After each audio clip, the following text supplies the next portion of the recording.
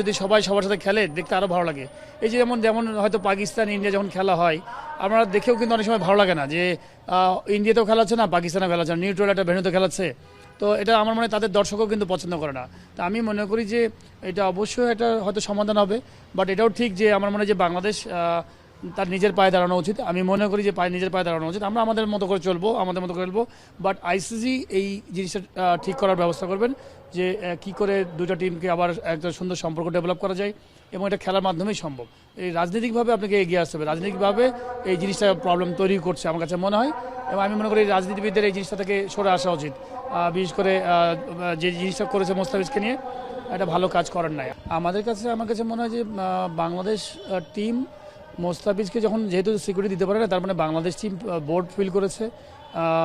আমি বলবো যে সিকিউরিটি ফিল করছে না। যে আপনি ধরেন সোশ্যাল মিডিয়াতে বলেন, টিভি নিউজে বলেন, বিভিন্ন জায়গায় যেভাবে